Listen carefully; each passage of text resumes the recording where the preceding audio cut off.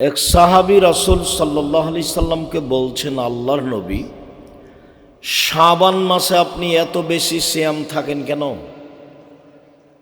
আপনাকে তো অন্য মাসে এত সিয়াম পালন করতে দেখি না, দেখি এত কেন আপনি শাবান মাসে সিয়াম থাকেন? তো আল্লাহ রাসূল বলছেন, দেখো, শাবান বাইনা রজব ও রমজান, শাবান একটি মাস, রজব ও রমজানের মাঝে। শাবান একটি মাস, রজব ও রমজানের মাঝে। অন্নাস এক ভুলুন আনহু, মানুষ তাতে গাফিল থাকে। তুরফাউল আলো ইলা রব্বিল আলামিন, মানুষের আমল আল্লাহর কাছে, বাৎসরিক আমল আল্লাহর কাছে পেশ করা হয়। ওয়ানা উহিব্বু আন ইউরফা আমালি ওয়ানা সায়েম, আর আমার মনটা চায় যে আমার যখন বাৎসরিক রিপোর্ট আল্লাহর কাছে পেশ করা হবে, তখন আল্লাহ দেখুক যে আমি সিয়াম আছি। এই জন্য আমি শাবান মাসে বেশি বেশি সিয়াম থাকি। পরে আবার আসছি ফিরে এখানে। আয়েশা রাদিয়াল্লাহু তাআলা আনহা বলেন, কানা নবী সাল্লাল্লাহু আলাইহি সাল্লাম ইয়াসুমু শাবানা কুল্লাহু, আল্লাহর নবী পুরো শাবান সিয়াম থাকতেন। অফিরায়াতিন ইল্লা কালিলা, শেষের দিকে কয়েকটা বাদ দিতেন। উম্মু সালমা রাদিয়াল্লাহু তাআলা আনহা বলেন, লা ইয়াসুমু শাহরাইনি মুতাতাবিআইনি ইল্লা শাবান আর রমজান, আল্লাহর নবী পরস্পর দুইটি মাস সিয়াম পালন করতেন না, তবে শাবান আর রমজান। আল্লাহর নবী পরস্পর দুইটি মাস সিয়াম পালন করতেন না, তবে শাবান ও রমজান। আল্লাহর নবী পরস্পর 2 মাস সিয়াম পালন করতেন না, তবে শাবান ও রমজান। মানে রমজানের সিয়াম তো ফরজ করবেই, কিন্তু শাবানও প্রায় পুরো শাবান সিয়াম থাকতেন। অত্র হাদিসে বলা হচ্ছে, আল্লাহর নবী, আপনাকে আমি শাবান মাসে যত সিয়াম পালন করতে দেখি, অন্য মাসে তো আমি আপনাকে তত সিয়াম পালন করতে দেখি না। আপনি শাবান মাসে এত বেশি সিয়াম পালন করেন কেন? তখন আল্লাহ রাসূল বলছেন, দেখো, বাৎসরিক রিপোর্ট পেশ করা হয় আল্লাহর কাছে শাবান মাসে, আর আমার মনটা চায় যে আমার যখন রিপোর্ট আল্লাহর কাছে পেশ করা হবে, তখন আল্লাহ দেখুক যে আমি সিয়াম আছি। দেখো, আমার রিপোর্টটা দেখো, সিয়াম অবস্থায় দেখো। এই জন্য আমি বেশি বেশি শাবান মাসে সিয়াম থাকি। আর রাসূল সাল্লাল্লাহু আলাইহি সাল্লামের জানা ছিল না সেদিন কোন দিন, যার কারণে বেশি বেশি রাখতেন রিপোর্টটা ধরার জন্য। কিভাবে ভারত, বাংলাদেশ, পাকিস্তানের হুজুরেরা জেনে নিয়েছে সেদিন 15 শাবান। তাই তারা 15 শাবানে রাতে গোসল করে, তাই তারা কলকারখানা, অফিস আদালত, শিক্ষা প্রতিষ্ঠান সব কিছু বন্ধ করে রাতে গোসল করে আতর গোলাপ মেখে দিনে সিয়াম থাকে। ওরা জেনে নিয়েছে বাস একদিন। আর আল্লাহর নবীর জানা ছিল না সেই জন্য তিনি কষ্ট করে বেশি বেশি দিন থাকছিলেন।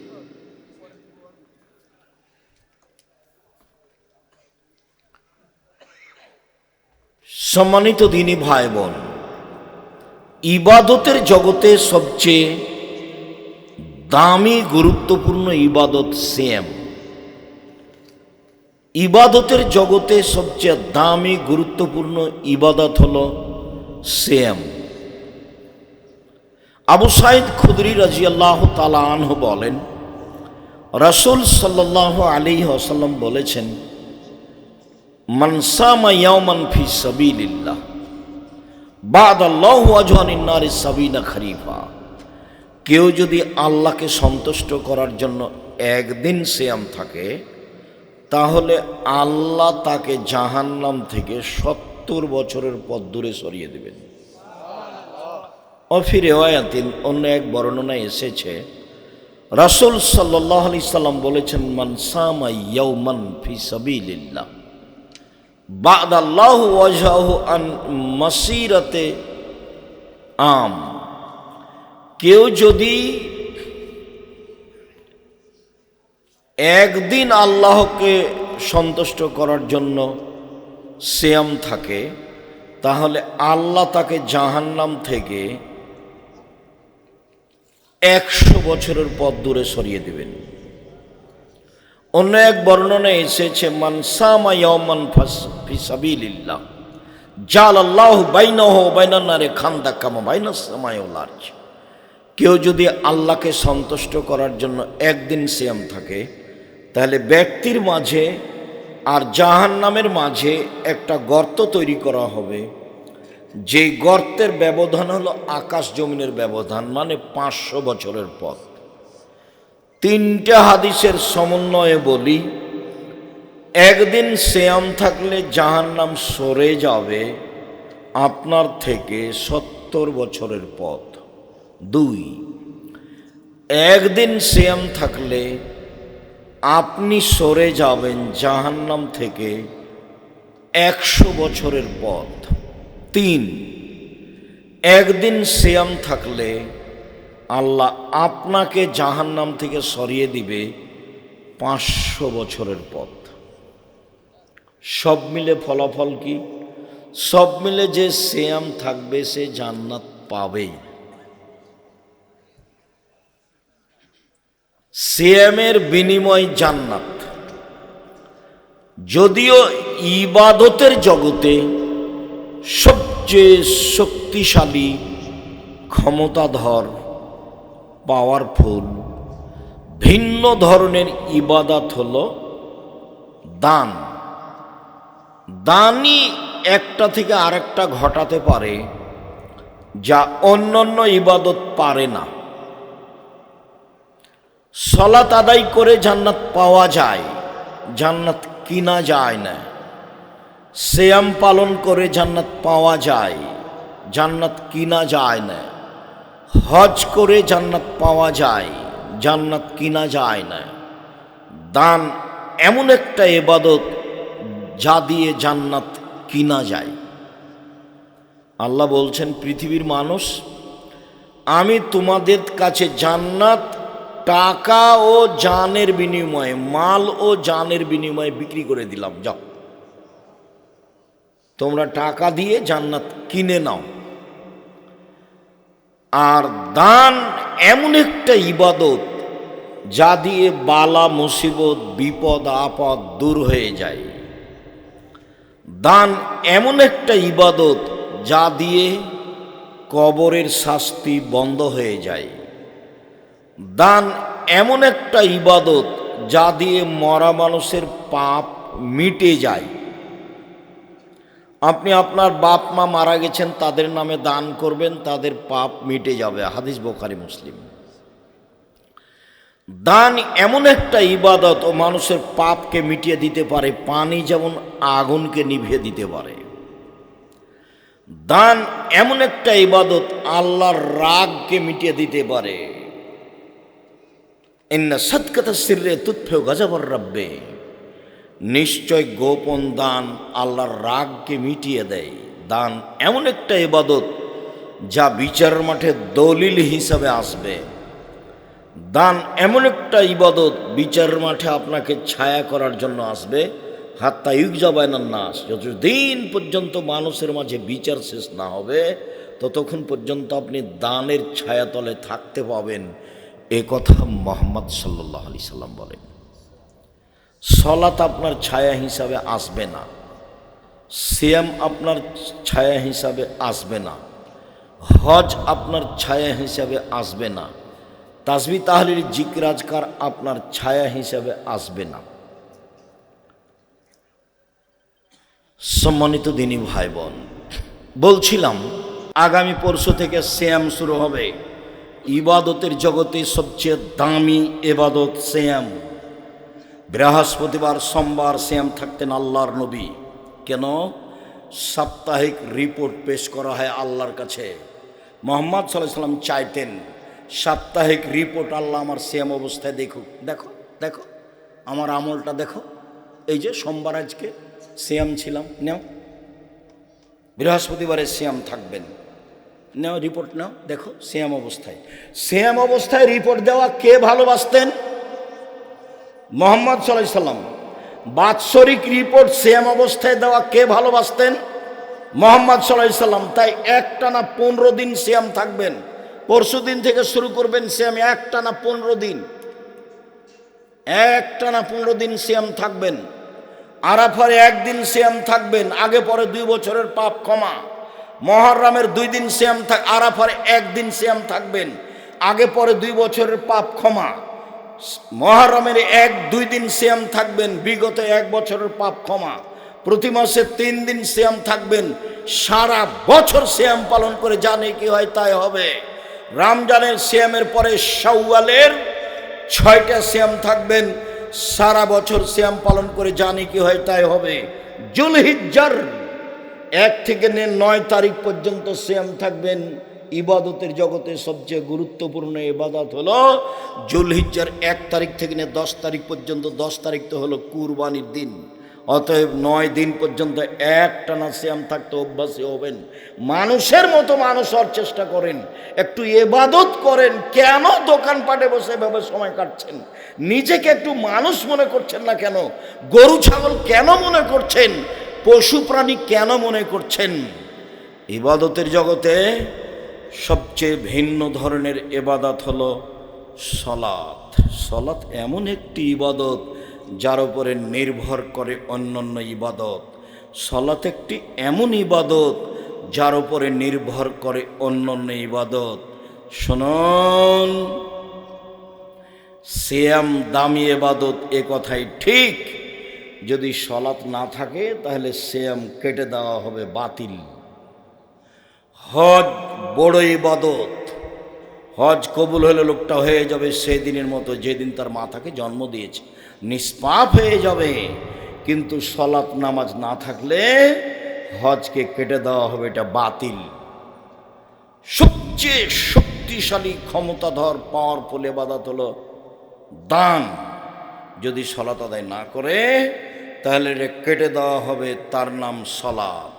মুহাম্মদ সাল্লাল্লাহু আলাইহি সাল্লাম বলেন, আউয়াল মাইস আল্লাহ আব্দ বিহি আওয়াল কিয়ামাস সালাহ।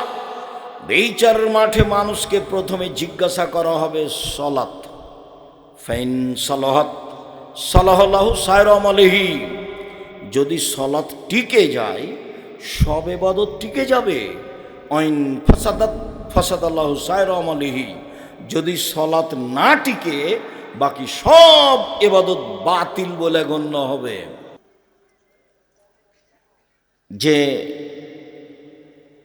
মানুষ এমন পশু প্রাণী হয়ে গেল, গরু ছাগল হয়ে গেল, নিম্ন শ্রেণীর মানুষ হয়ে গেল, দল সংগঠন নিয়ে এমনভাবে ব্যস্ত হয়ে গেল, একজন আর একজনকে মানুষই মনে করে না। চাঁদাবাজি, রাহাজানি, অন্যায়, অবিচার, লুটতরাজ, মারামারি, জুলুম, নির্যাতন, জেলহাজত, দাঙ্গামা হাঙ্গামা দিয়ে সমাজ একবারে পরিপূর্ণ করে ফেলছে। এই যে বহু ছেলেগুলো এখানে বসে আছে, ওই যে ঘুরে বেড়াচ্ছে দোকানে দোকানে পশু প্রাণীর মতো, কষ্ট নেয় না। এই ছেলে, তুমি ওখানে দোকানের সামনে দাঁড়িয়ে আছো কেন? জবাব আমি দিব? তোমার বাপ দিবে? তোমার বাপ তোমাকে জন্ম দিয়েছে বেটা, আমি জবাব দিব কেন? তুমি পশু প্রাণীর মতো কিনা সেটা তোমার বাপ বুঝবে বিচারের মাঠে। তোমার বাপ মনে করেছে জন্ম দিতে পারলেই বাপ হওয়া যায়। এই কথা মুহাম্মদ সাল্লাল্লাহু আলাইহি সাল্লাম বলেননি, জন্ম দিতে পারলে বাপ হওয়া যায় না।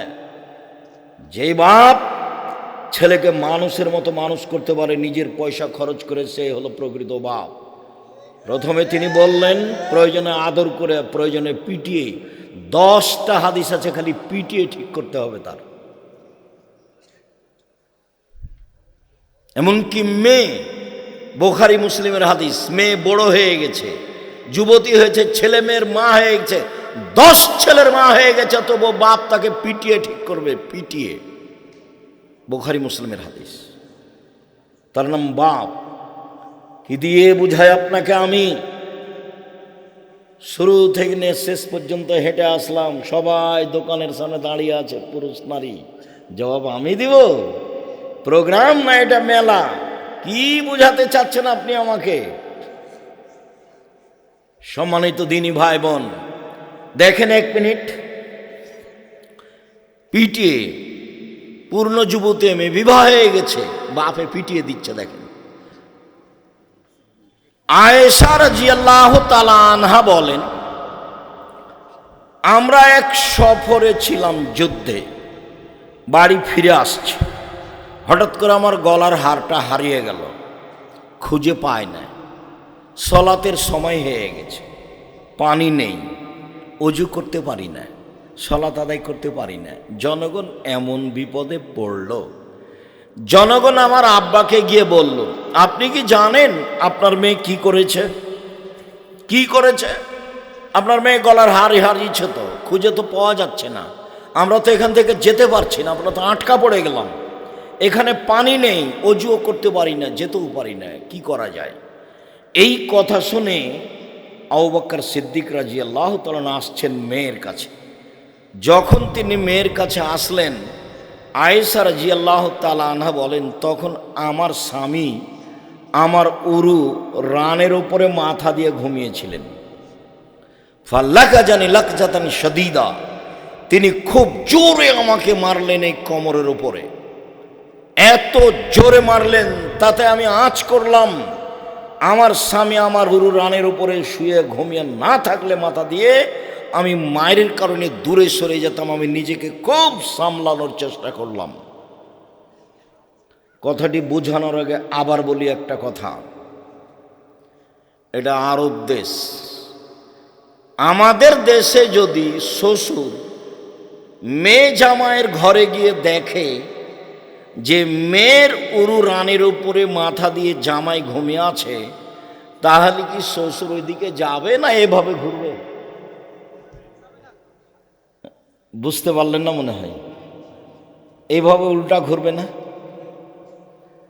আমাদের দেশের গতিবিধিতে ওইদিকে যাবে না, পাল্টা এদিকে ঘুরবে।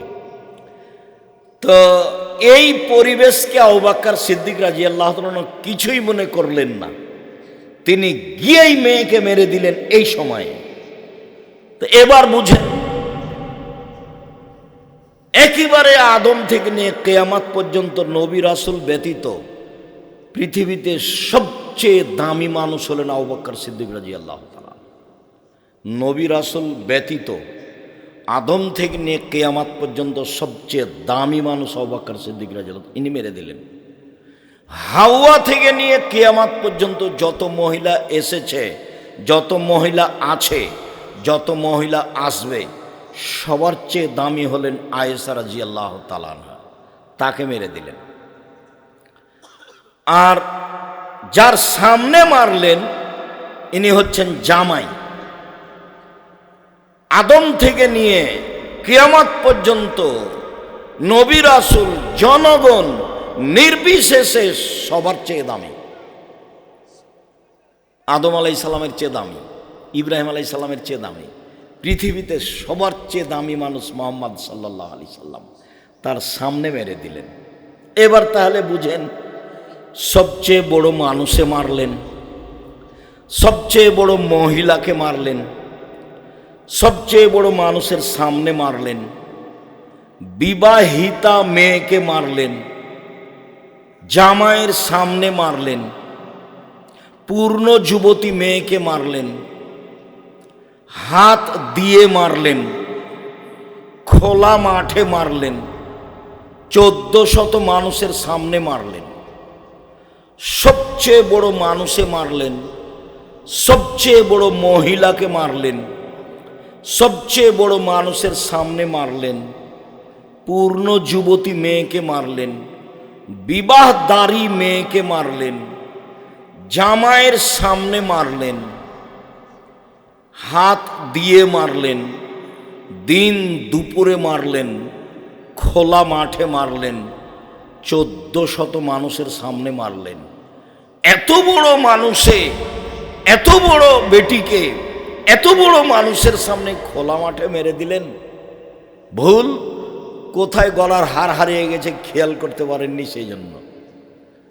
আর আপনার মেয়েটা জোহর থেকে এখানে ঢং ঢং করে ঘুরছে, আপনি তার খোঁজও নিতে পারেন না, আপনি আবার বাপ ছি থু থু। আপনার মতো বাপের প্রয়োজন আমি মনে করি না। 519 জন এতিম অসহায় আছে জামিয়া সালাফিয়ায়, দেশের সবচেয়ে বড় প্রতিষ্ঠান আলহামদুলিল্লাহ, সবচেয়ে বড়। 519 জন খালি এতিম অসহায় আছে। আপনি মারা গেলে কালকে আবার যদি 500 মেয়ে যায় ওখানে, ছেলে যায়, সমস্যা নাই, চলবে ইনশাআল্লাহ। আপনার মতো বাপ আমি বেঁচে থাকা চাইনি। বাপ এই যে দেখেন কেমন, এই যে বুখারী মুসলিমের হাদিস যেটা দেখালাম আপনাকে, বুঝতে পারলেন না মনে হয়? এরই নাম বাপ। জবাব আমি দিব। আমি তো কষ্ট করে এখানে এসেছি, আর আপনি দোকানপাটে এভাবে আড্ডা পিটছেন, আপনার ছেলে আড্ডা পিটছে, আর নির্বাচনের নাম দিয়ে একটা সিগারেটের তালে কি যে করছে আল্লাহর সামান। কার বদনাম, কার গিবাত, কাকে মারে, কাকে ধরে, কি করে না করে কোনো হিসাব নাই। মানুষ আর মানুষ হয়ে নেই। তবে যারা নির্বাচন পদ্ধতি করেছে তারা এগুলো জানে না। অবাক হয়ে গেলাম আমি 22শে ডিসেম্বর থেকে নিয়ে 11ই জানুয়ারি পর্যন্ত লন্ডনে থাকলাম। আমি মেন লন্ডন থেকে সারা দেশে বহু জায়গায় গেলাম। ট্রেনে গেছি, বিমানে গেছি, বাসে গেছি, প্রাইভেট কারে গেছি। সাথে সাথে সিঙ্গাপুর থেকে লন্ডন পৌঁছিতে সিঙ্গাপুর এয়ারলাইন্সকে 14 ঘন্টা লাগে, 14 ঘন্টা। আবার আসতে 14 ঘন্টা লাগলো। আমি 14 ঘন্টা থাকলাম বিমানে। সব প্যাসেঞ্জার ইহুদি খ্রিস্টান। আমি কোনো জায়গাতে দেখলাম না যে তারা গান বাজনা নিয়ে ব্যস্ত আছে। কারো হাতে আমি গান বাজনা দেখলাম না। তারা বই পড়ছে, আর না হলে মোবাইলে কোনো পড়াশোনা করছে, আর না হলে কোনো কিছু করছে। 2-1 জায়গাতে মনে হচ্ছে যে নাটক হতে পারে। আমি পুরো বিমানটা 2-3 বার হেঁটে দেখেছি। এদের অবস্থা কি? এই দীর্ঘ লম্বা সময়ে কোনো জায়গাতে 2 জন লোক বসে গল্প করছে, এইটা আমার চোখে পড়েনি। দেখেন আপনি, ওই যে এখনই আসছিলাম তখন একটা দোকানে 7-8 জন বসে গল্প করছে। হয়তো বা ওখানে টিভি আছে কিনা আমি খেয়াল করতে পারলাম না, গাড়িতে ছিলাম তো।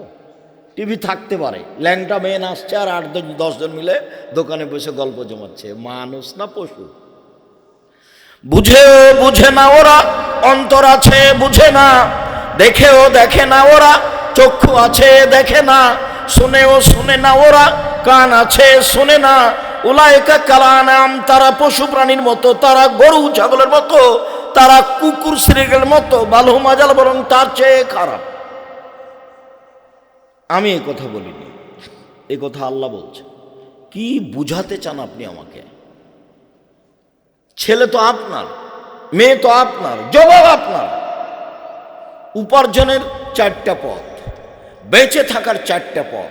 1 5 ওয়াক্ত সালাত, 2 হালাল রুজি, 3 কোরআন তেলাওয়াত, 4 আড্ডা পিটা চিরদিনের জন্য হারাম, জান্নাত হবে ইনশাল্লাহ।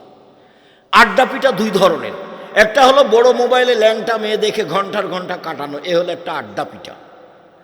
আর আড্ডা পিটা আর একটা হলো এই যে দোকানে বসে গল্প জমাচ্ছেন 6 জন 5 জন 10 জন মিলে, চলছে রাত 2টা 1টা পর্যন্ত, পশু প্রাণীর মতো, গরু ছাগলের মতো, ইতর শ্রেণীর মানুষের মতো।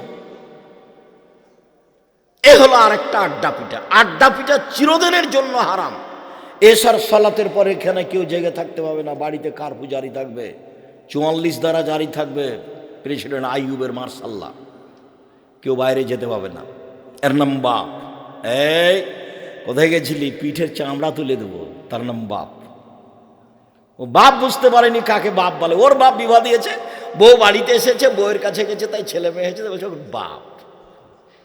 ও বুঝতে পারেনি বাপ কাকে বলে, মাও বুঝেনি। ওর বাপ বিবাহ দিয়েছে, স্বামীর কাছে এসেছে, সন্তান হয়েছে, তাই বলছে আমি মা। মা তো তাকে বলে না। দেখেন প্রায় সব মোবাইলে আছে, বহু জায়গাতে আমি বলেছি যে মা কাকে বলে। জাবের রাদিয়াল্লাহু তাআলা আনহু বলেন যে রাসূলের সাথে আমরা যুদ্ধ করে আসছিলাম, এখন রাতে আমরা মদিনায় ঢুকবো, তো আল্লাহ রসুল বলছেন এই থামো থামো, সবাই এখানে থাকো, সবাই এখানে থাকো, সকালে ঢুকবো। তো আমি জাবের বলছেন আল্লাহর নবী, আমি নতুন বিবাহ করেছি, আমাকে বাড়ি যেতে দেন। তখন আল্লাহ রসুল সাল্লাল্লাহু আলাইহি ওয়াসাল্লাম বলছেন, ও তুমি নতুন বিবাহ করেছ, তো কুমারী মেয়ে বিবাহ করেছো না তালাক প্রাপ্তা মেয়ে বিবাহ করেছো? তখন আমি বললাম, আল্লাহ রসুল, আমি তালাক প্রাপ্তা বেশি বয়সের মেয়ে বিবাহ করেছি। তো রাসূল সাল্লাল্লাহু আলাইহি ওয়াসাল্লাম বললেন, কেন তুমি কুমারী মেয়ে কেন বিবাহ করলে না? তুমি তার সাথে খেলতো, তোমার সাথে খেলতো। আল্লাহ রসুল এই পর্যন্ত বললেন। তখন জাবের রাদিয়াল্লাহু আনহু বলছেন, আল্লাহ নবী শোনেন, আমার আব্বা উহুদের যুদ্ধে শহীদ হয়েছে 9 জন মেয়ে রেখে, আমার 9 জন বোন আছে। আমার আব্বা উহুদের যুদ্ধে শহীদ হয়েছে 9 জন মেয়ে রেখে, আমার 9 জন বোন আছে। ফাআকরাহু আন আতাযাওয়াজা মিসলাহুন্না, আমার বোনদের মতো কম বয়সের মেয়েকে আমি বিবাহ করা পছন্দ করিনি 4টা কারণে।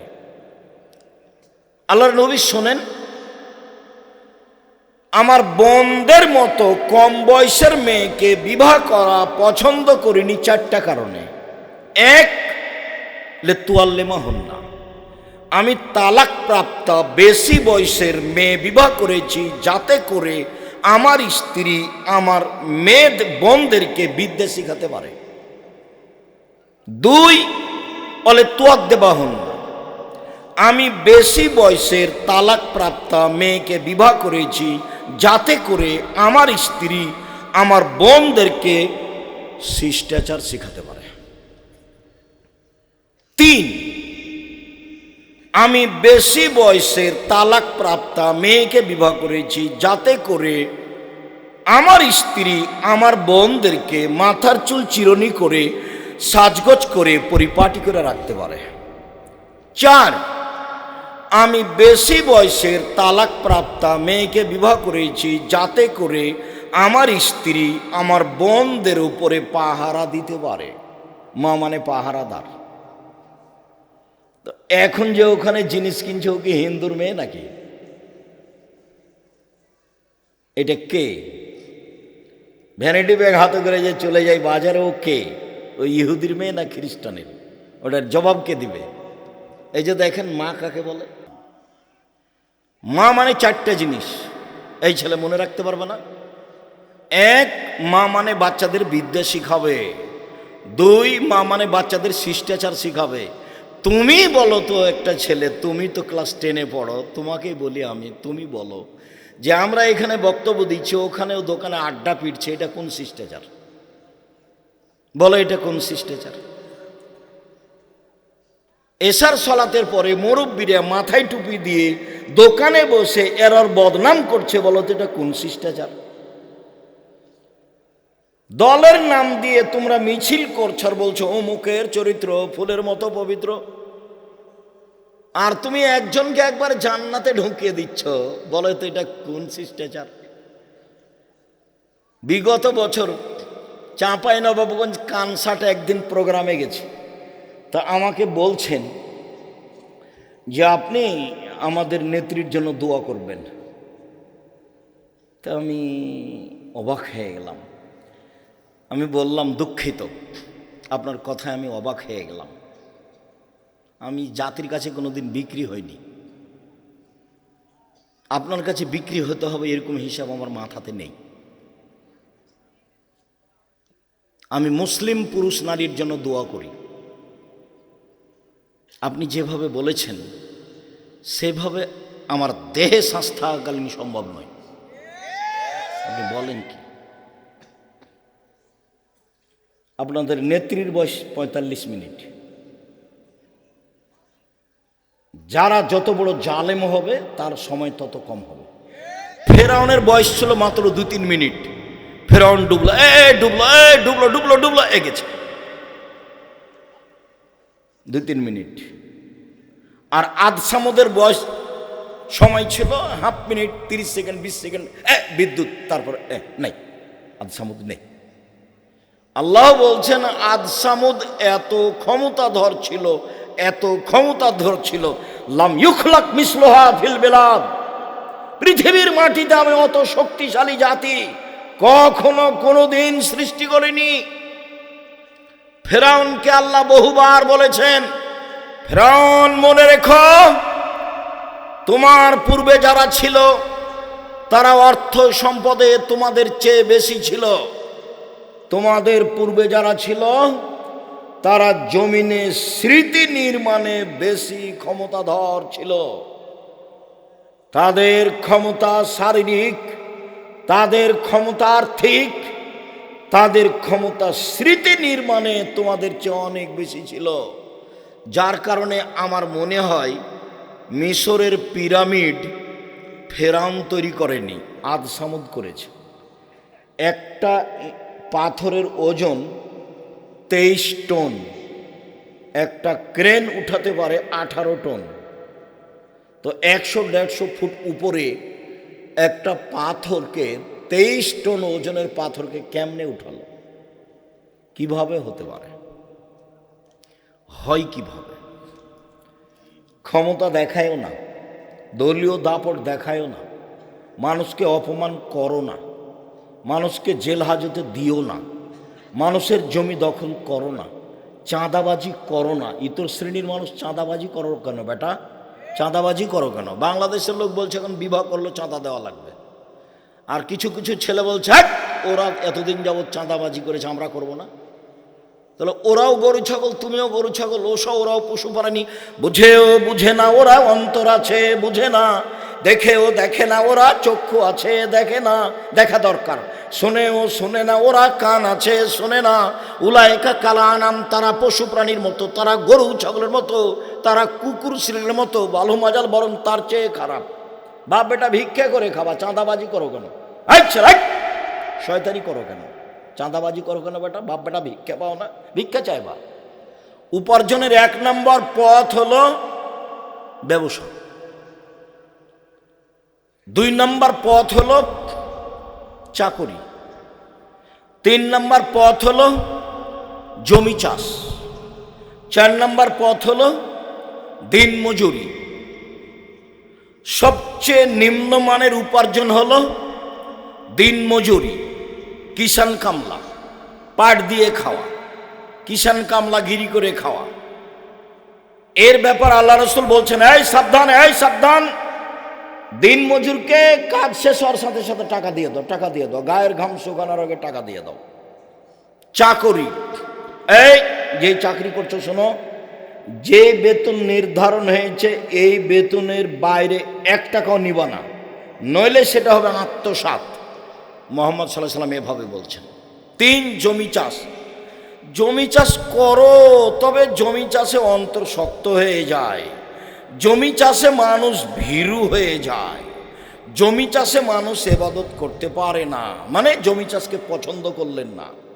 4 ব্যবসা। তখন তিনি বলছেন আত্তাজির আস-সাদিক আল আমিন ইয়াকুনু ইয়াউমাল কিয়ামাহ মা শুহাদা সিদ্দিকিন ওয়াল আম্বিয়া। সত্যবাদী বিশ্বস্ত ব্যবসায়ীরা বিচার মাঠে নবীগণের সাথে থাকবেন। অথচ নবীগণের সাথে, নবীর সাথে একজন সাহাবী থাকতে চেয়েছিলেন, হয়নি। মনে পড়ে না? কতদিন বললাম না? মনে পড়ে না? আমি বলে দিই। রাতে একজন সাহাবী বলছেন যে আমি রাসূলের কাছে অজুর পানি আর মেশক নিয়ে এসেছি, আমরা রাতে আছি, রাসূলের সাথে আছি, তো আমি রাতের এক পর্যায়ে অজুর পানি আর মেশক নিয়ে এসেছি। তো আল্লাহ রসুল এটা দেখে খুশি হয়ে গেছেন, বাহ তোমার তো বুদ্ধি আছে, ভালোই তো, ঠিক আছে ঠিক আছে, সালমাস এটা চাও, চাও কিছু চাও, কি চাও চাও, আমি খুব খুশি হয়েছি, যা চাইবা তাই দিয়ে দেব। তখন সাহাবী বলছেন আসআলুকা মুরাফাতাকা ফিল জান্নাহ, আপনার সাথে জান্নাতে থাকতে চাই। যেমন বলা তেমন উত্তর, চাও চাও কিছু চাও, খুব খুশি আমি, চাও, বলছে আপনার সাথে জান্নাতে থাকতে চাই।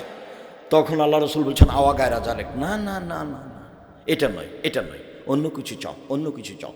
তখন সাহাবী বলছেন হো আজাকা, ওটাই চাই, ওটাই চাই। তখন আল্লাহ রসুল বলছেন দেখো ইন্নী বিকাসরাতি সুজুদ আলা নাফসিক, তুমি একটু আমাকে সাহায্য করো, বেশি বেশি সিজদা করে তাহাজ্জুদ পড়ো, তাহলে আমি কাউকে এমনি পাশে নিয়ে থাকতে পারবো না, একটু বেশি বেশি করে তাহাজ্জুদ পড়ো, সিজদা করো বেশি, আমি চেষ্টা করব তোমাকে সাথে নিয়ে থাকার। লোকটাকে নিজে বললেন চাও চাও চাও, কিছু চাও। তো সাহাবী বললেন কি আর চাইবো, আপনার সাথে থাকতে চাই। না না না না, এটা না, অন্য কিছু চাও, অন্য কিছু চাও, ওটাই চাই। তখন বলছেন যে তাহাজ্জুদ পড়ো, না হলে নিয়ে থাকতে পারবো না। বিচারের মাঠে আপনাকে জান্নাতে আমি পাশে নিয়ে থাকতে পারবো না। আর এখন বলছেন সত্যবাদী বিশ্বস্ত ব্যবসায়ীরা বিচারের মাঠে নবীদের সাথে থাকবেন।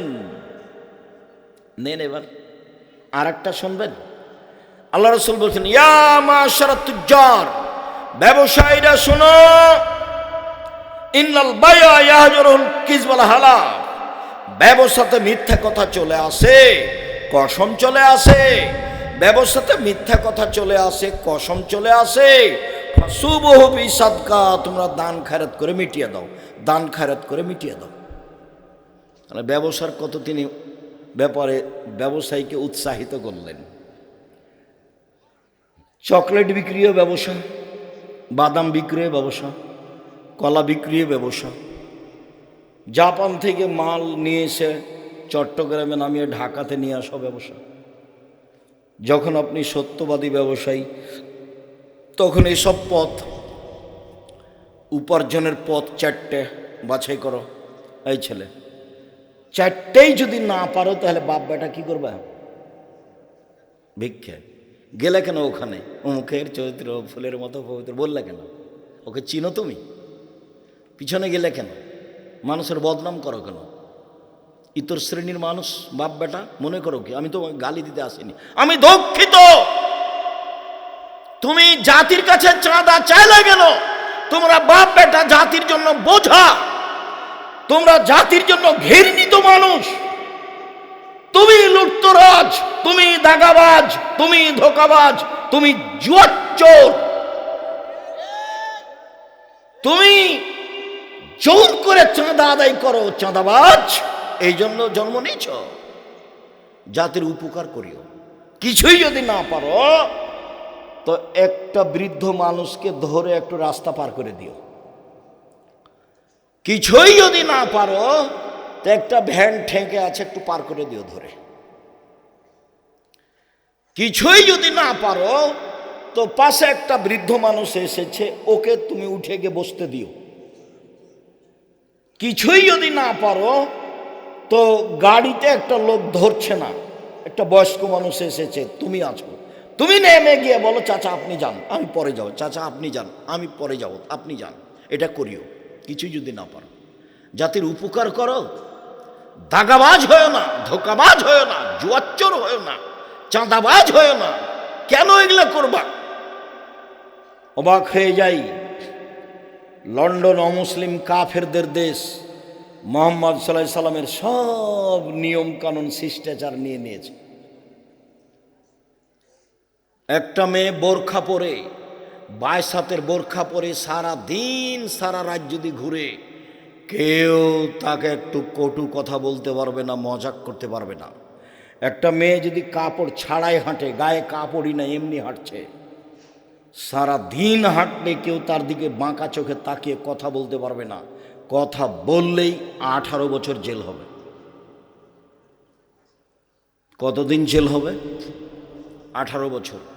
খালি মেয়েটা যদি অভিযোগ করে তাহলে 18 বছর জেল হবে। যে দেশে বিবাহ নাই, যে দেশে জেনা কোনো ব্যাপার নয়, এরপরেও একটা মেয়ে খালি গায়ে হাঁটছে রাস্তাতে, কেউ যদি কোনো জায়গায় মজাক করে একটু উত্ত্যক্ত করে, মেয়েটা যদি পুলিশকে ডেকে বলে দেয় এর 18 বছর জেল হবে, মুখ খুলবে না, এর ভয় আছে 18 বছর জেল, মুখ খুলবে না। দুনিয়া উল্টে গেল, রাস্তাতে হাঁটছে ওর পাশাপাশি তার সাথে একটু কথা বলবে না সাহস করে, তার নাম নিয়ম। এটাই মুহাম্মদ সাল্লাল্লাহু আলাইহি সাল্লামের নিয়ম। নিয়মটা ওরা নিয়ে নিয়েছে, আর ভোট পদ্ধতি ওরা করে না, আমাদের উপরে চাপিয়ে দিয়েছে। এসব গতিবিধি যত কিছু দেখছো, কোর্ট কাচারি অফিস আদালত সব কিছু, এইসব মোবাইলের ফাংশন ওদের হাতে। আমি এরকম কিছু দেখলাম না, তোমার হাতে মোবাইল, তোমাকে তো আমি বলছি 14 ঘন্টা বিমানে থাকলাম সিঙ্গাপুর এয়ারলাইন্স, সিঙ্গাপুর থেকে না লন্ডন পর্যন্ত আমি কারো মোবাইলে আমি 3 বার এই বিমানের এই মাথা থেকে ওই মাথা, ওই মাথা থেকে এই মাথায় এসেছি, কারো মোবাইলে ল্যাংটা মেয়ের নাচা আমার চোখে পড়েনি। অথচ ওরাও মানুষ, ওরা হলো ইহুদি, ওরা হলো খ্রিস্টান, ওদের জান্নাত নেই, ওরা জান্নাতে যাবে না, ওদের দাঁড়ি পাল্লাই নেই বিচারের মাঠে। পাপ নেকির জন্য দাঁড়ি পাল্লার জন্য আগে বলতে হবে আমি সাক্ষ্য দিচ্ছি আল্লাহ ছাড়া কোনো মাবুদ নেই, মানে শিরক নেই। আমি সাক্ষ্য দিচ্ছি মোহাম্মদ আল্লাহর রাসূল, মানে বিদাত নেই। এই দুইটা সাক্ষী ছাড়া কারো পাপ নেকি বিচারের মাঠে ওজন হবে না। হিন্দুদের পাপ নেকি ওজন হবে না, তারা এটা সাক্ষী দেয়নি। ইহুদিদের পাপ নেকি ওজন হবে না, তারা এই সাক্ষী দেয়নি। খ্রিস্টানদের পাপ নেকি ওজন হবে না, তারা এই সাক্ষী দেয়নি। কাদিয়ানীদের পাপ নেকি ওজন হবে না, তাদের সাক্ষী কেটে গেছে। শিয়াদের পাপ নেকি ওজন হবে না, তাদের সাক্ষী কেটে গেছে। তোমরা যারা নাটোরে বসবাস করছো, এরকম যদি দিনরাত বড় বড় শিরক করো তাহলে সাক্ষী কেটে গেছে। কি বলি, দিনরাত আমাদের দেশের স্কুলে ছেলে মেয়ে বলছে ও কালিমা তোমার আকাশ, ও কালিমা তোমার বাতাস। আমি তো 30 বছর আগে বলেছি তোর বাপের আকাশ। কই কই আপনার ছেলে মেয়ে তো বললো না কোনোদিন ওর নাকি খুব মেধা ভালো, ও নাকি বড় ডাক্তার, ও নাকি বড় ইঞ্জিনিয়ার, ও নাকি সমাজের শিক্ষিত মানুষ।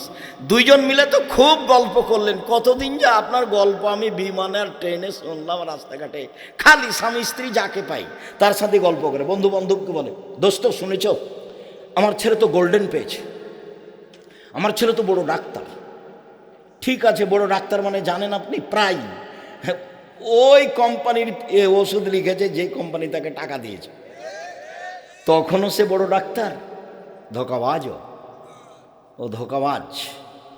চুরি করে তখনও বড় ইঞ্জিনিয়ার, ও হলো চোর, টাকাটাই লস। এখন বাপ বেটা মিলে আপনারা কেমন জানেন, বাপ বেটা মিলে চাঁপাইনবাবগঞ্জের ভাষাতে আমও গেল, ছালাও গেল, কাঁদতে কাঁদতে 2 চোখও গেল। জীবনটাই এটে। সম্মানিত দিনী ভাই বোন, বলছিলাম আগামী পরশু থেকে সিয়াম শুরু হবে।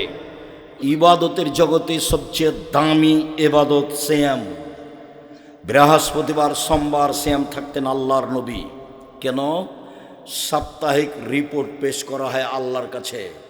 মুহাম্মদ সাল্লাল্লাহু আলাইহি সাল্লাম চাইতেন সাপ্তাহিক রিপোর্ট আল্লাহ আমার সিয়াম অবস্থায় দেখুক। দেখো দেখো আমার আমলটা দেখো, এই যে সোমবার আজকে সিয়াম ছিলাম, নেও বৃহস্পতিবারে সিয়াম থাকবেন, নেও রিপোর্ট নাও, দেখো সিয়াম অবস্থায়।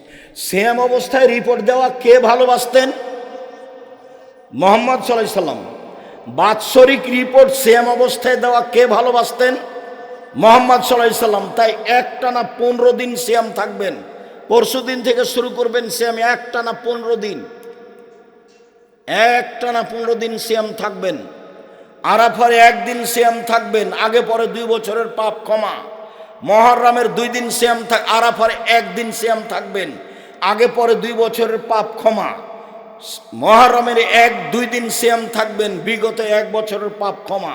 প্রতি মাসে 3 দিন সিয়াম থাকবেন, সারা বছর সিয়াম পালন করে জানে কি হয় তাই হবে। রমজানের সিয়ামের পরে শাওয়ালের 6টা সিয়াম থাকবেন, সারা বছর সিয়াম পালন করে জানি কি হয় তাই হবে। জুলহিজ্জার 1 থেকে 9 তারিখ পর্যন্ত সিয়াম থাকবেন। ইবাদতের জগতে সবচেয়ে গুরুত্বপূর্ণ ইবাদত হলো জুলহিজ্জার 1 তারিখ থেকে 10 তারিখ পর্যন্ত। 10 তারিখ তো হলো কুরবানির দিন। অতএব 9 দিন পর্যন্ত একটানা সিয়াম থাকতে অভ্যাসী হবেন। মানুষের মতো মানুষ হওয়ার চেষ্টা করেন, একটু ইবাদত করেন। কেন দোকানপাটে বসে এভাবে সময় কাটছেন?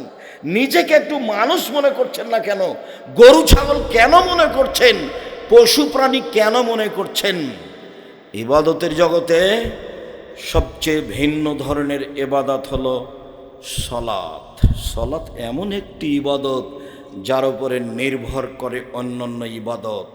সালাত একটি এমন ইবাদত যার উপরে নির্ভর করে অন্যান্য ইবাদত। শুনুন, সিয়াম দামি ইবাদত, এ কথাই ঠিক।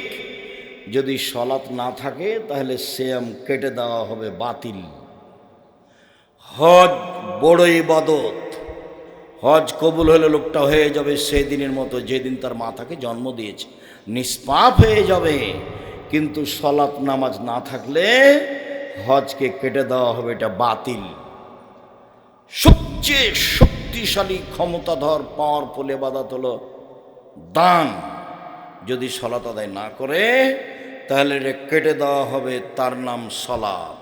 মুহাম্মদ সাল্লাল্লাহু আলাইহি সাল্লাম বলেন, আউয়াল মাইস আল আব্দ বিহি ইয়াউমাল কিয়ামাস সালাত। বিচারের মাঠে মানুষকে প্রথমে জিজ্ঞাসা করা হবে সলাত। ফাইন সালাহাত সালাহাল্লাহু সায়রা আমালিহি। যদি সলাত টিকে যায় সব ইবাদত টিকে যাবে। আইন ফাসাদাত ফাসাদাল্লাহু সায়রা আমালিহি।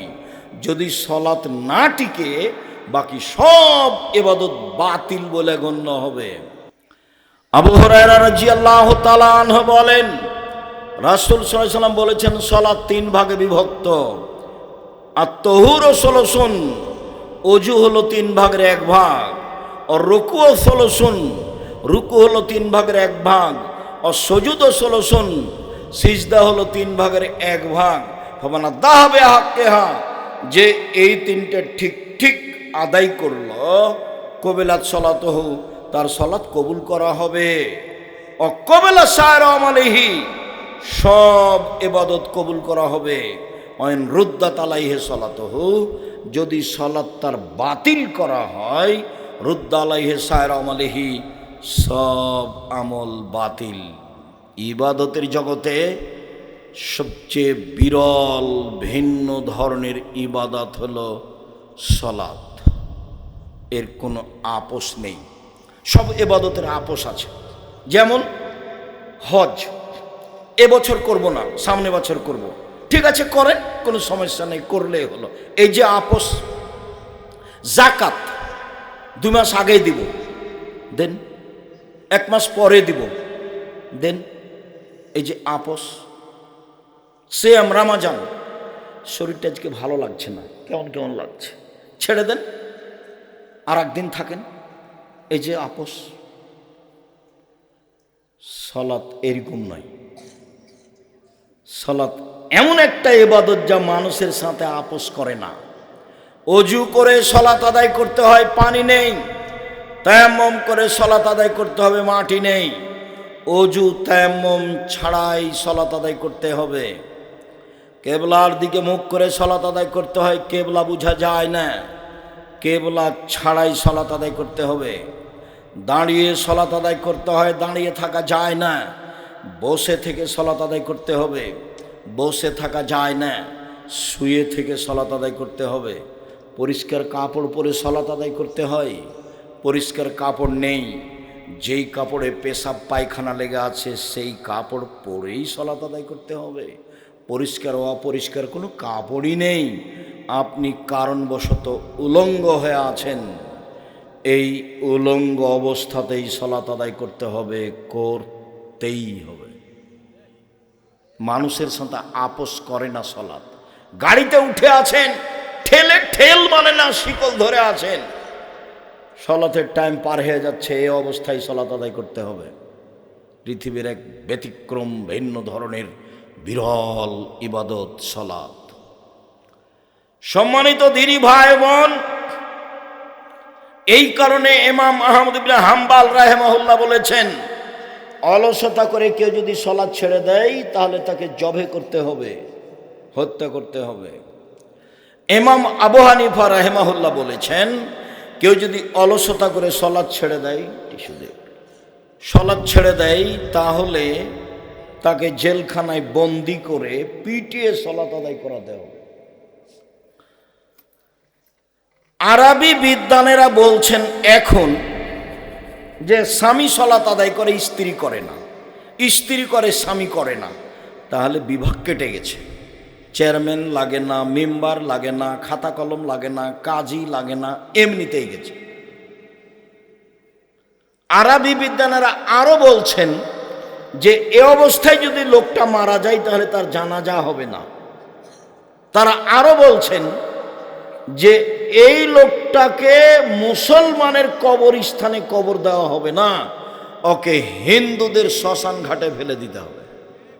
এইভাবেই কলম লিখেছে।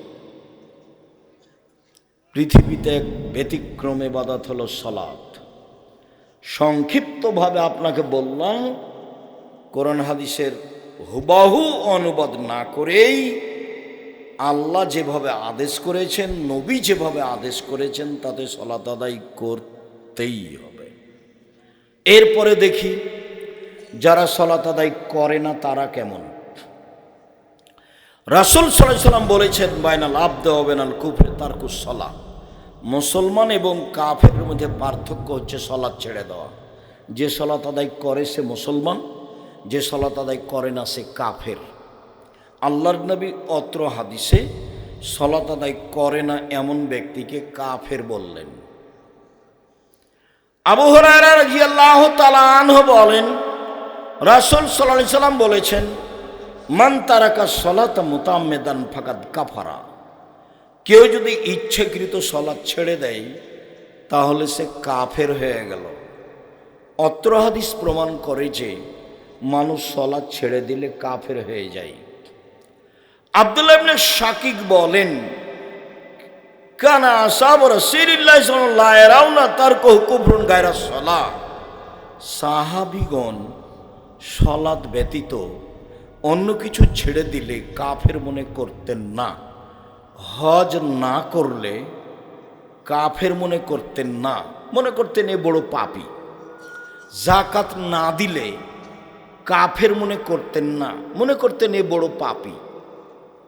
কিন্তু সালাত না পড়লে সাহাবীগণ বলতেন এ হলো কাফের।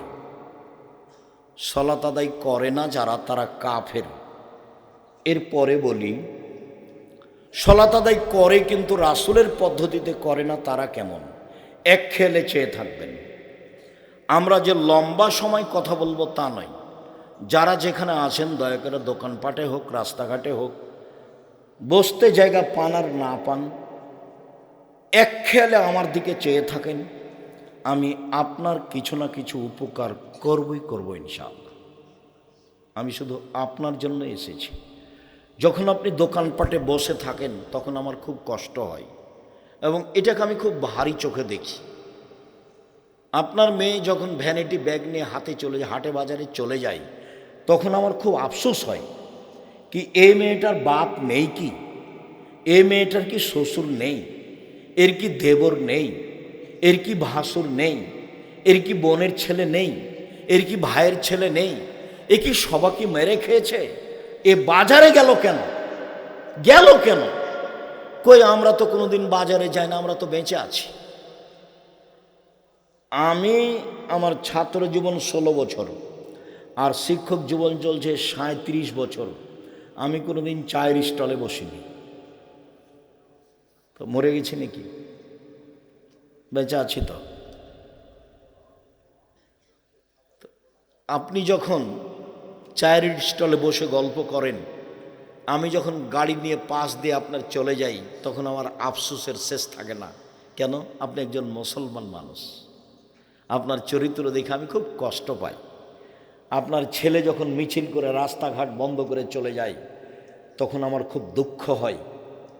তখন আমি আর কিছু শেষ পর্যন্ত তখন বলি কিছু না পেয়ে, আল্লাহর নবী এদেরকে বলেছেন এরাই হলো ইতর শ্রেণীর মানুষ, এরাই হলো গাইবান্ধার, রংপুর, পঞ্চগড়, ঠাকুরগাঁ, লালমনিরহাট, নীলফামারী, ওদের ভাষায় বেন্যার বাচ্চা বেন্যা।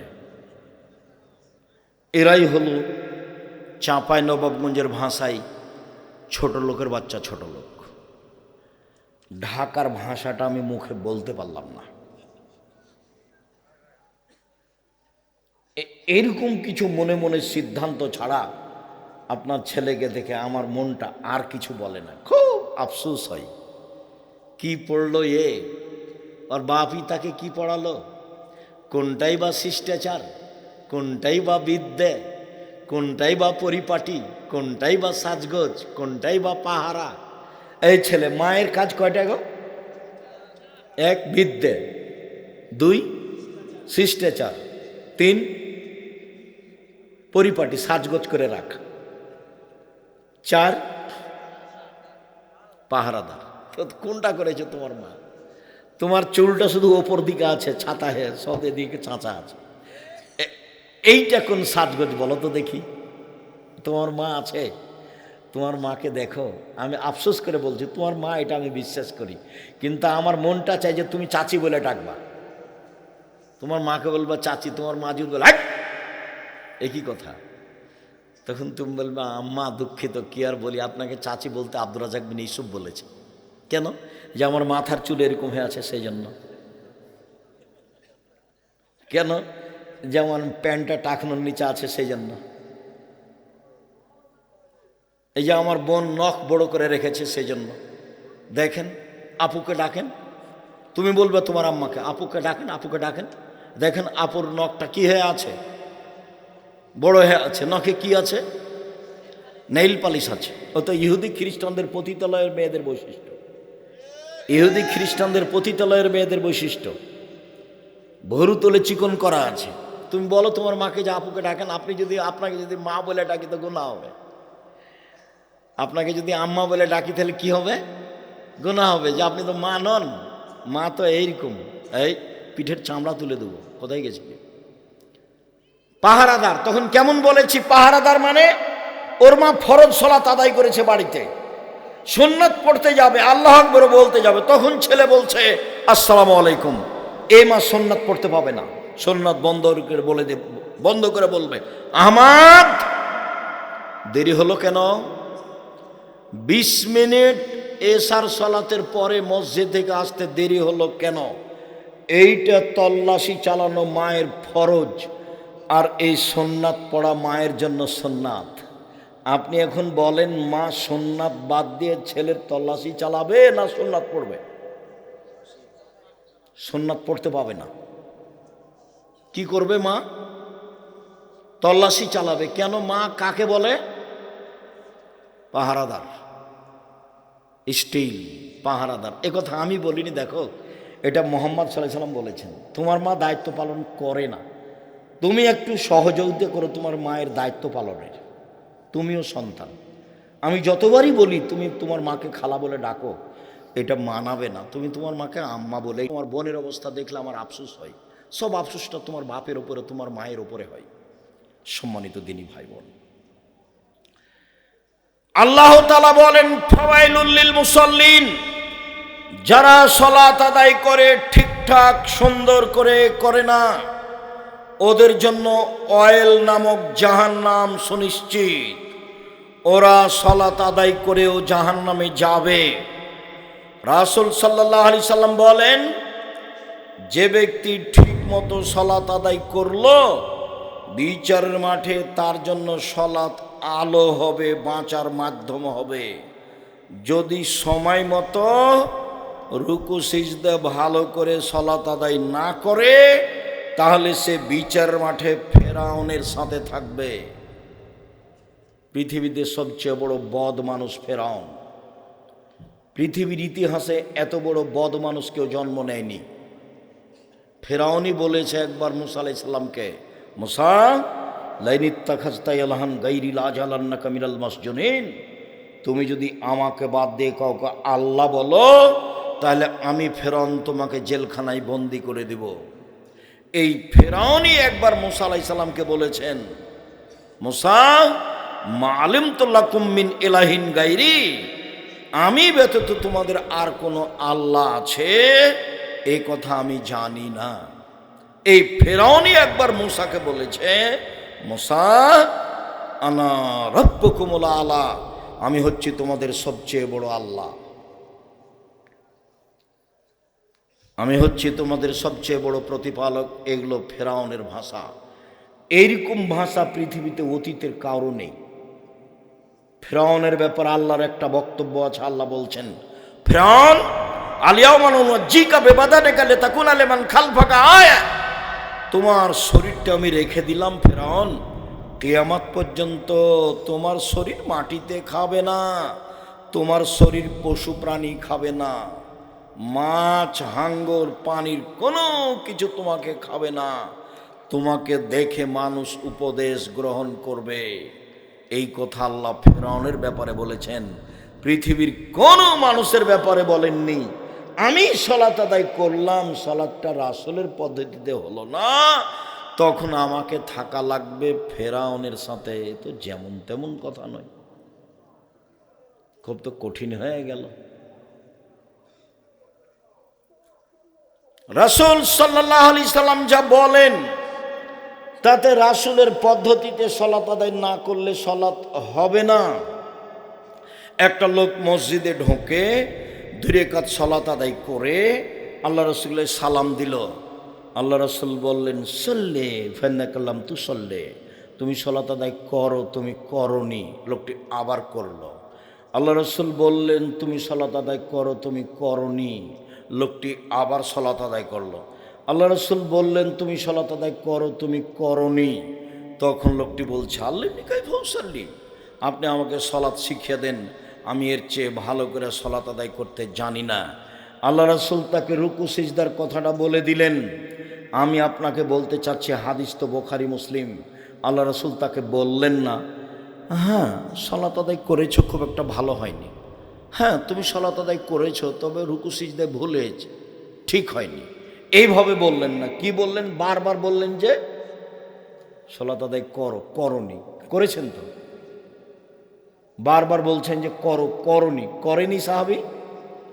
করেছেন তো? একবারও তো হ্যাঁ বললেন না, সব কি না বললেন? তাহলে সালাত যদি আমার রাসূলের পদ্ধতিতে না হয়, তাহলে সালাত হবে না। বিকৃত করে খালি গেল আর আসলো, সিজদা মেরে দিল, খালি রুকু দিকে গেল, বাঁকাই হয়নি, গেছে চলে এসেছে। ধর্ম পাগল নয়, এই সালাত হবে না। রাসূল সাল্লাল্লাহু আলাইহি সাল্লামের পদ্ধতিতে এই সালাত আদায় করতে হবে। হুযায়ফা রাদিয়াল্লাহু তাআলা আনহু একজনকে সালাত আদায় করতে দেখে বললেন, শোনো, তুমি রুকু সিজদা ঠিক মতো আদায় করনি, তোমার সালাত হয়নি। তুমি যদি মারা যাও তাহলে তোমার মরণ রাসূলের পদ্ধতি ছাড়াই হবে। রাসূলের সুন্নাত অনুযায়ী তোমার মরণ হবে না। রাসূল সাল্লাল্লাহু আলাইহি সাল্লাম একবার বললেন, পৃথিবীর মানুষ শোনো, আসওয়াউস সারিক মাই ইয়াসরুকু মিন সালাতিহি, সবচেয়ে খারাপ চোর যে সালাত চুরি করে। গরু চুরিও চোর, তবে সবচেয়ে খারাপ চোর নয়, হাত কাটা যাবে। টাকা চুরিও চোর, তবে সবচেয়ে খারাপ চোর নয়, হাত কাটা যাবে। জিনিসপাতি চুরিও চোর, তবে সবচেয়ে খারাপ চোর নয়, হাত কাটা যাবে। যে সালাত চুরি করে সে হলো সবচেয়ে খারাপ চোর। সাহাবীগণ তখন বলছেন, আল্লাহর নবী কাইফা ইয়াসরুকু মিন সালাতিহি, সালাত মানুষ কিভাবে চুরি করতে পারে? সালাত কি চুরি করার জিনিস? তখন আল্লাহ রাসূল বলছেন, মাল্লাম ইউতিমু রুকুহা ওয়ালা সুজুদাহা, যে রুকু সিজদা ঠিক মতো আদায় করে না সে হলো সালাত চোর। সালাত 3 ভাগে। এই ছেলে, দেখো তো মহিলারা কি গল্প করছে নাকি? আপনি মহিলা মানুষ কেন কথা বলেন? আমি এখান থেকে শুনতে পাই। আপনি একটু শরম করেন না কেন? আপনার একটু লজ্জা হয় না কেন? এটা একটা দিনই বৈঠক। আর একজন মহিলা যদি আপনার গায়ের ওপর দিয়ে চলে যায়, তো আপনি মুখ খুলবেন না, মুখখান বন্ধ রাখেন। যদিও আমি এটাও আফসোস আপনার উপরে চাপাই, ও তো মেয়ে আপনার। সতর্ক করে আসেননি যখন আসলেন তখন, খালেদা শোনো, সাবধান মা, মুখ খুলব না, যা হবে হবে। আব্দুর রাজ্জাক বিন ইউসুফ এসেছেন, মা সাবধান, বাড়িতে থাকো, সেটাই ভালো। কিন্তু যাবা, কথা বলতে বলতে যাবা, কথা বলতে বলতে আসবা, সেখানে আবার গল্প করবা, এটা করো না। দেখো আমি পিতা নই তোমার, এটা প্রমাণ হয়ে যাবে। আমি আসলে তোমার পিতা, এটা আমি তোমাকে বলতে চাচ্ছি। মুখখান বন্ধ রেখো, কানটা লাগিয়ে রাখো, দেখো কোনো উপকার হয় কি না। আব্দুর রাজ্জাক সাহেব এসেছেন, আমাদের কোনো উপকার করতে পারে কিনা একটু দেখো। তোমার বুদ্ধি আছে, তুমি ক্লাস 10-এ পড়ো, তুমি রান্নাবান্না করতে পারো, সব তুমি বিভিন্ন ধরনের খাবার রেডি করতে পারো, সেটা খুব ভালো পারে। নখ যেমন বড় রাখতে পারে, খাওয়াও তেমন বিভিন্ন রান্না করতে পারে। ওই কাগজ কলমে দেখে দেখে, মোবাইলে দেখে দেখে রান্না করে, বাস। আপনিও খুশি, ওর মাও খুশি, সবাই খুশি, ভাইয়েরাও খুশি। আপু আজকে এটা করো তো আপু, এটা করো তো আপু, এমন কিছু বানায় ভাই বোন সবাই খুশি, আপনিও খুশি।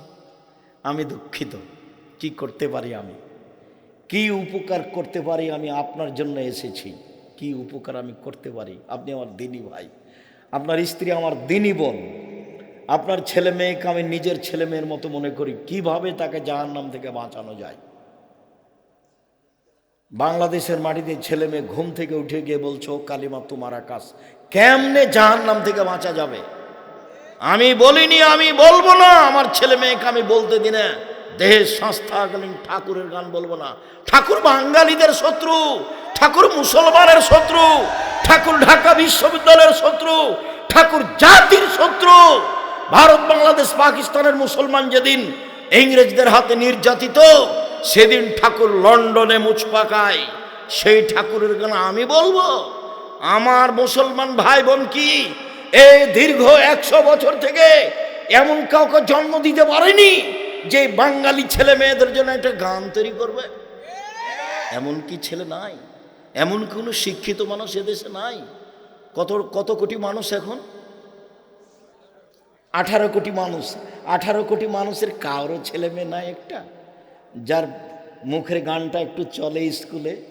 ছি ছি ছি ছি ছি ছি ছি, নাউজুবিল্লাহ মিন জালেক। মনে রেখো, আমি আব্দুর রাজ্জাক বিন ইউসুফ দেহে সস্তাকালীন ঠাকুরের গান মুখে উচ্চারণ করব না। ঠাকুরের গান আমি বলার জন্য জন্ম নিইনি, ঠাকুরের গানকে উৎখাত করার জন্য জন্ম নিয়েছি। সিলেট কোর্টে উপস্থিত হলাম, 5,000 কোটি টাকার মামলা। কি আমি বলেছি ও কালিমা তোমার আকাশ, ও কালিমা তোমার বাতাস, তোর বাপের আকাশ, এই কথা বলে আমি ঠাকুরের নিন্দা করেছি, তাই মানহানির মামলা। কাঠগড়ায় যখন দাঁড়ালাম তখন জজ আমাকে বলছে আপনি কি পিস টিভির আলোচক? আমি বললাম জি। আপনার মামলাটা খারিজ করে দিলাম। আমি ঠাকুরের নিন্দা করিনি। ঠাকুর আবার কে? আরে ঠাকুর তো হিন্দু মানুষ, ঠাকুর আবার কে? ঠাকুরের গান আমি গাইবো কেন? ঠাকুরকে আমি জপবো কেন? অসম্ভব হতে পারে না। আমার দেহে সংস্থা গেলে নেতা করতে পারি না। আমি মুসলিম চির রণবীর, মরণকে করি না ভয়, মরলে শহীদ বাঁচলে গাজী আমার উভয় সমান। মরাও যতটুকু, বাঁচাও ততটুকু, মরলেও জান্নাতি বাঁচলেও জান্নাতি, উভয় আমার সমান। আমি মুসলিম চির রণবীর। আমি ঠাকুরের গানকে কবর দিতে এসেছি, ওকে জাতির সামনে রাখতে আসেনি। ঠাকুর আবার কে? সম্মানিত দিনী ভাই বোন, বলছিলাম রাসূল সাল্লাল্লাহু আলাইহি সাল্লাম যা বললেন তাতে রাসূল সাল্লাল্লাহু আলাইহি সাল্লামের পদ্ধতিতে সলাত না হলে সলাত হবে না। কিভাবে পড়তে হবে? আল্লাহ রাসূল বললেন সাল্লু কামা রাআইতুমুনি উসাল্লি, তোমরা সলাত আদায় করো যেভাবে আমাকে সলাত আদায় করতে দেখছো। বুখারী মুসলিম। আল্লাহ রাসূল কি বেঁচে আছেন? মদিনায় গিয়ে একটু দেখে আসবো রাসূল কিভাবে সলাত আদায় করছেন। আল্লাহ নবী যে বললেন পৃথিবীর মানুষ তোমরা সলাত আদায় করো যেভাবে আমাকে করতে দেখছো। তা আমরা কি মদিনায় গিয়ে রাসূলকে দেখে আসবো? এখন কি তিনি বেঁচে আছেন? তাহলে পদ্ধতি কি, পরামর্শ? আমার পক্ষ থেকে 3টে পরামর্শ। 1, বাংলা বুখারী মুসলিম দেখে সলাত ঠিক করেন। এ দেখবেন না, ব্র্যাকেট দেখবেন না, আর টিকা দেখবেন না। বুঝাতে পারিনি কথা? বাংলা বুখারী দেখবেন, মুসলিম দেখবেন, কিন্তু কি দেখবেন না? ব্র্যাকেট দিয়ে যেটা ঘেরায় লেখা আছে ওটা দেখবেন না। আর কি দেখবেন না? টিকা দিয়ে নিচে যেটা লেখা আছে সেটা দেখবেন না। তাহলে রাসূলের সলাতটা হুবাহু বুঝতে পারবেন যে এটাই রাসূলের সলাত, কোনো সন্দেহ নেই। 2, 3টা পরামর্শ। 2, রিয়াজুস সলেহিন নাম শুনেছেন? এটা অনেক দিন পরে লেখা হয়েছে, 500 হিজরির দিকে। রিয়াজুস সলেহিন প্রায় সব হাদিসই ঠিক, প্রায়। এইখান থেকে সলাত ঠিক করেন, এইটা আমার আন্তরিক অনুরোধ। 3, আমার পরামর্শ, বাঙালি ভাই বোন যারা সলাতের উপরে বই লিখেছেন তাদেরটা পড়েন। আমি আব্দুর রাজ্জাক বিন ইউসুফ ভাষা জানি না, পড়াশোনা জানি না, কোনো রকম করে ছেঁচড়া মেচড়া করে কিছু করি আর বলি। সেই সুবাদে আমি লিখেছি রাসূল সাল্লাল্লাহু আলাইহি ওয়াসাল্লামের সলাত বনাম প্রচলিত সলাত। আমি একবারে হাতে নাতে হাতে খড়ির মতো করে যেভাবে রাসূল সাল্লাল্লাহু আলাইহি সাল্লামের সালাতটাকে বাংলা ভাষায় একবারে হুবাহু সাজানো যায় সেভাবে সাজিয়েছে। একটু পড়ে দেখেন আপনি, তাতে যেগুলো জাল হাদিস জৈব হাদিস সেগুলো না করা আছে। এটা আমার পরামর্শ, আর আগের দুইটা আমার অনুরোধ।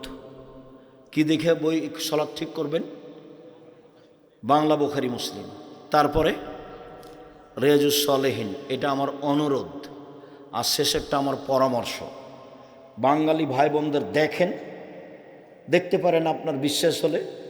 পরামর্শে আমি আব্দুর রাজ্জাক বিন ইউসুফ আপনাকে খুব কাছে থেকে সালাত শিখিয়ে দেওয়ার জন্য রেখেছি, লিখেন। আর সব বক্তব্য আপনি এই উপদেশ বইয়ে পাবেন। আর আবদুল্লাহর বইটা এখন দেখেন, আবদুল্লাহর কিন্তু আজকে প্রোগ্রাম এটা, আবদুল্লাহর প্রোগ্রামে আমি এসেছি। আপনারা যেভাবে জানেন, আমি অবশ্য রাস্তায় অবগত হলাম।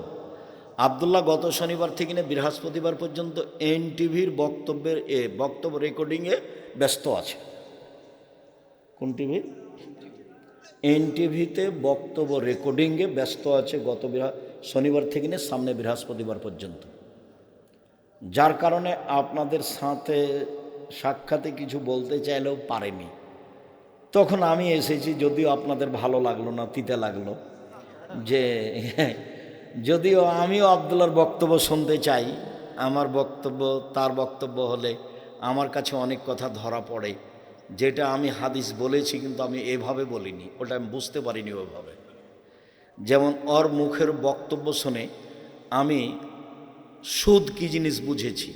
আমি তার আগে সুদের কত বক্তব্য দিয়েছি, কোরআন হাদিস এগুলো শক্তভাবে বলেছি, কিন্তু সুদকে আমি এভাবে বুঝতে পারিনি। একদিন বলছে যে সুদে টাকা কমে যায় কেন? তো আল্লাহ বলছেন সুদে টাকা কমে যায়, নবী বলছেন সুদ খেলে মানুষ নিঃস্ব হয়। তো আমরা তো বলে আসলাম, আমি এটাও বলেছি যারা সুদ খাবে তাদেরকে একদিন না একদিন ভিক্ষুক হতেই হবে। আমি এইভাবে বলে চলে গেছি, শেষ করেছি। আল্লাহ বলেছে সুদ খেলে টাকা কি হবে? কমে যাবে। আর আল্লাহ নবী বলেছেন সুদ খেলে মানুষ কি হবে? নিঃস্ব হয়ে যাবে। আমি তখন বলেছি দুটার সমন্বয়ে, যে সুদ খাবে তাকে একদিন না একদিন ভিক্ষা করে খেতেই হবে। যেহেতু তার টাকা পয়সা থাকবে না, তখন নিরুপায় ভিক্ষা করবে, এটা আমি বুঝেছি। এখন আব্দুল্লাহ বলছে টাকা কমে যায় কেন? কেন?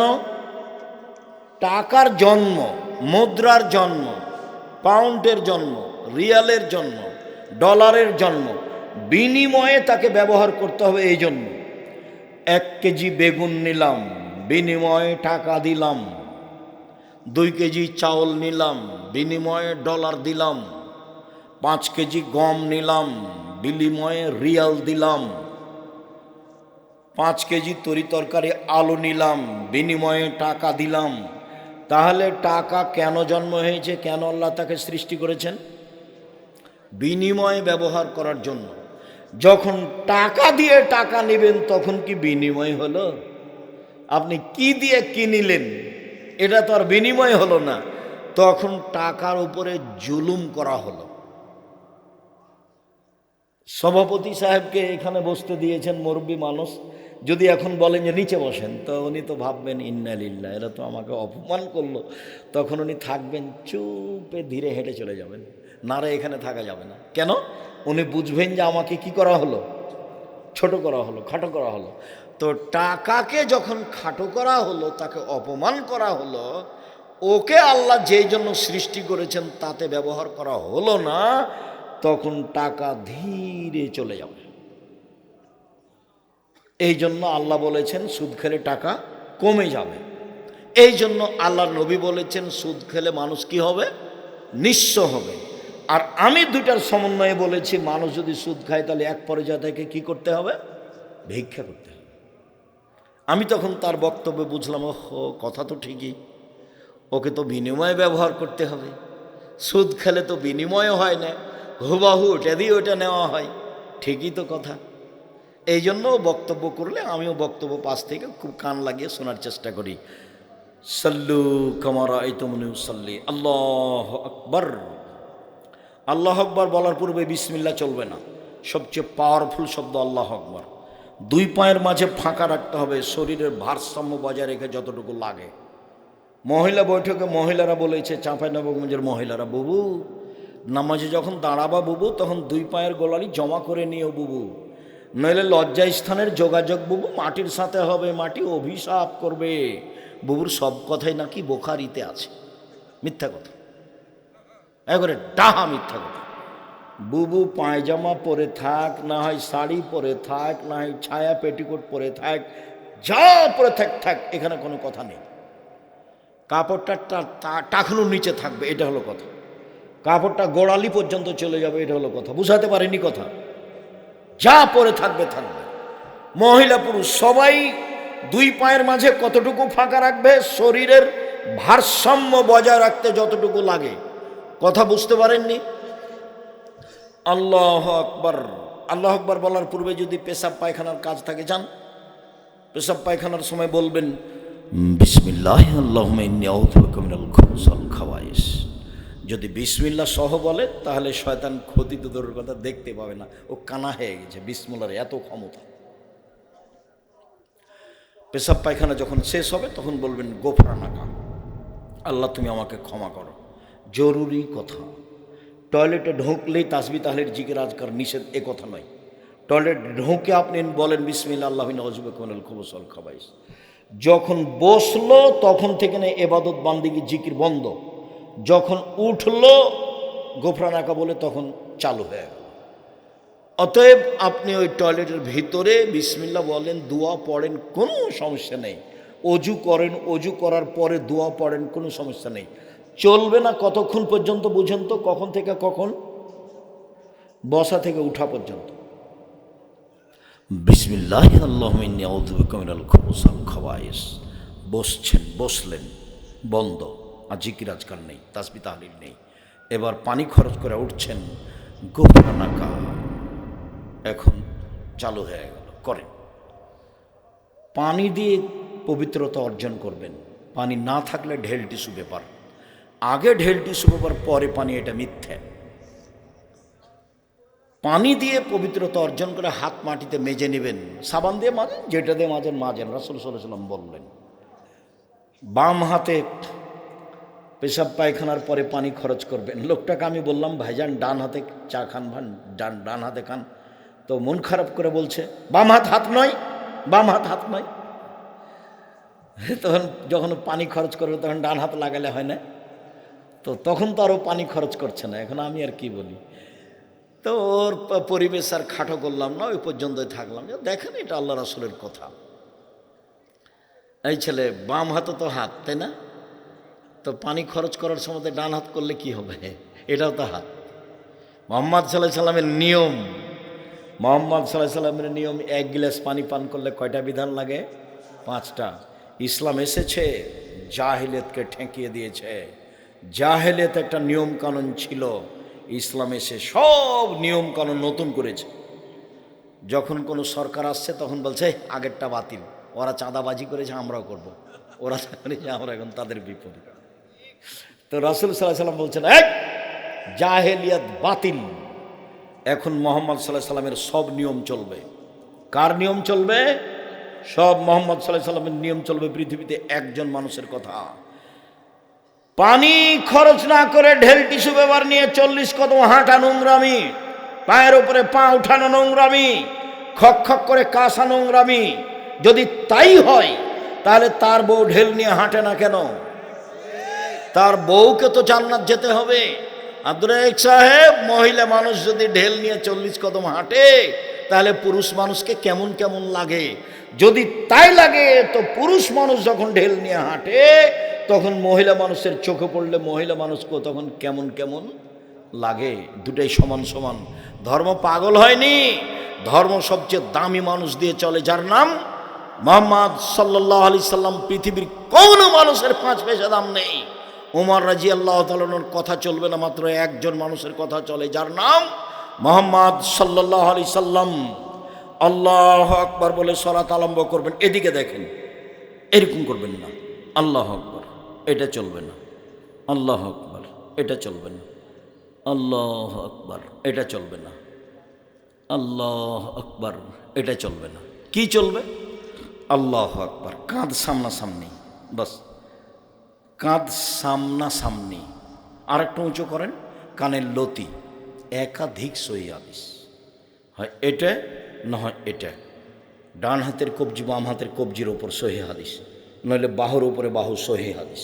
বুকের উপর রাখেন, সানা পড়েন, আল্লাহুম্মা বাঈদ বাইনি ওয়া বাইনা খাতায়ায়া কামা বা'আদতা বাইনাল মাশরিক ওয়াল মাগরিব, আল্লাহুম্মা নাক্কিনি মিনাল খাতায়া কামা ইয়ানক্কা সাবুল আবিজ মিনাদ দানাস, আল্লাহুম্মা আগসিল খাতায়ায়া বিল মাই ওয়াস সালজি ওয়াল বারাদ, আউযু বিল্লাহ, বিসমিল্লাহ। সূরা ফাতিহা, বিসমিল্লাহ। অন্য একটা সূরা, আল্লাহু আকবার। হাত খুলে ওই পর্যন্ত উঠাবেন, ওই পর্যন্ত উঠে চলেন রুকুতে যাই। রুকু যাওয়ার পূর্বে আপনার সাথে জরুরি কয়েকটা কথা। আঙ্গুল খোলা খোলা রাখবেন, হাতকে সোজা করে রাখবেন রডের মতো, পিঠের লম্বাটা করে সোজা করে রাখবেন। মাথা উঁচুও করবেন না, মাথা নিচুও করবেন না। কোমর থেকে সামনের ওজন হাতের উপরে থাকবে, কোমর থেকে সামনের ওজন হাতের উপরে থাকবে। মাথা উঁচুও করবেন না, মাথা নিচুও করবেন না। আঙ্গুল খুলে খুলে হাঁটুকে শক্তভাবে ধরে রাখবেন, পিঠের লম্বাটা একবারে সোজা হয়ে থাকবে। বলুন সুবহান রব্বিল আজিম যতবার ইচ্ছে, বলুন সুবহান কুদ্দুসুন রব্বুল মালাইকাতুর রূহ যতবার ইচ্ছে, বলুন সুবহানাকা আল্লাহুম্মা রাব্বানা ওয়া বিহামদিকা আল্লাহুম্মা ইগফিরলি যতবার ইচ্ছে, বলুন সুবহানাদিল জাবরুতি ওয়াল মালাকুতি ওয়াল কিবরিয়া ওয়াল আজমাত যতবার ইচ্ছে। 3 বার চলবে না, 5 বার চলবে না, 10 বার চলবে না, যে যা পারে। একজন সাহাবী বলছেন, একদা আল্লাহ রাসূল রুকুতে থাকলেন সূরা বাকারা পড়ার সমান। কতক্ষণ? সূরা বাকারা পড়ার সমান কি 2-1 মিনিট হলো? 2.5 পারা, মানে যে যত পারে। তার মানে কি হলো? যে যত পারে। চলেন সামি আল্লাহু লিমান হামিদা, ওই পর্যন্তই উঠাতে হবে ওইভাবে। রব্বানা লাকাল হামদ হামদান কাসীরান তাইয়িবান মুবারাকান ফি মিলাস সামাওয়াতি মিলাল আরজ মিলা মা বাইনাহুম ইলা মা শাইতা মিন শাইইন বাদ।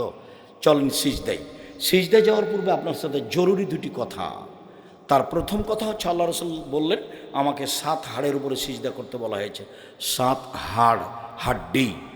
নাক কপাল 1, 2 হাত 3, 2 হাঁটু 5, 2 পায়ের বৃদ্ধাঙ্গুল 7। সিজদার সময় গাও চুলকাতে পাবেন না। গাও চুলকালে এখন কয়টা আছে লেগে মাটিতে? 6টা। এই জন্য এটা নিষেধ। শরীর যদি চুলকাতে হয় তাহলে সিজদা থেকে উঠে এসে চুলকাবে।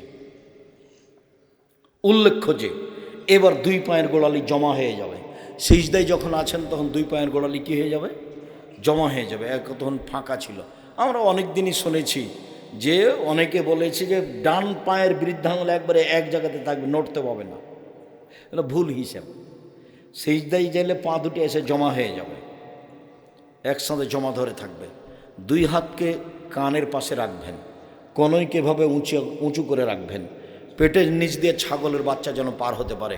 পুরুষ নারী একই হুকুম, পুরুষ নারী একই হুকুম, পুরুষ নারী একই হুকুম। বুককে উরুর সাথে লাগিয়ে সলাত আদায় করতে হবে, কথা মিথ্যে।